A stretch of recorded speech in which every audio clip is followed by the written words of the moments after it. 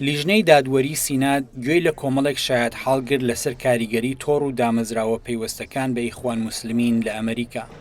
لەو دانیشتنەدا چەند شارەزایەکی بواری ئاسایش و پسپۆڕانی یاسایی بەشداریان کرد و بۆ چوون و لێکدانەوەکانی خۆیان پێشکەش کرد.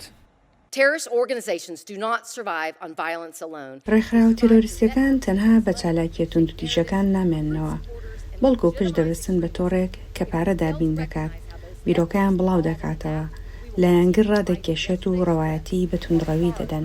یەکێک لە شایەت حاڵەکان لارا بێرنز ئەفسەری خانەنشینی FBI بوو کە بەشدار بووە لە لێکۆڵینەوەی دۆسیەکی گەورەی پاڵپشی دارایی بۆ تیرۆر لە ئەمریکا. لەو دۆسیەدا چەند بەرپرسێکی دامەزراوەیەک کە تاوانبار کرابوون بە دامینکردنی یارمەتی دارایی بۆ حەماس حکم دران. ئەوتی دەسەڵاتداران دەبێت زیاتر سەرنج بدەن بەو تۆڕ و دامەزراوانەی کە پشتگیری گروپە توندڕەوەکان دەکەن. دەستور مافی ئازادی ڕادەربڕین و ناڕەزایی و خۆپیشاندان دەپارێزێت، بەڵام پشتیوانی مادی و دارایی بۆ تیرۆریزم ناپارێزێت. کایل شیدلەر کارناسێکی ئاسایشی نیشتیمانی بە لیژنەکەی وت ئەم مەسەلەیە تەنها کێشەی دیژە تیرۆر نییە، بەڵکو پەیوەندی بە ئاسایشی ناوخۆ و دامەزراوەکانی دەوڵەتەوە هەیە. In short, the issue of the U.S. Muslim Brotherhood is not merely a counter-terrorism issue. پرسی ئیخوان موسلیمین لە ویلایەتە یەکگرتووەکانی ئەمریکادا تەنیا پەیوەندیدار نییە بە بابەتی بەرەنگاربوونەوەی تیرۆر، بەڵکو پەیوەندی بە کار و ئەرکەکانی دژە هەواڵگریشەوە هەیە.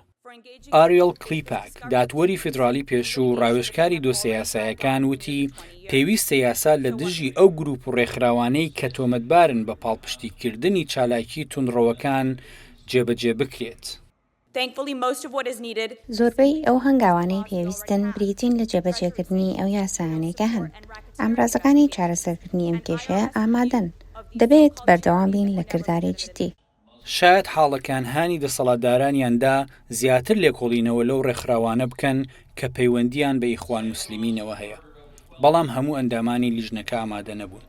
ئەندامانی دیموکرات لە لیژنەکە بایکۆتی دانیشتنەکەیان کرد، ئەوان نیگەران بوون لەوەی ئەم جۆرە دانیشتنانە ببێتە هۆی تۆمەتبارکردنی موسڵمانان بە شێوەیەکی گشتی یان بەکارهێنانی بۆ مەبەستی سیاسی.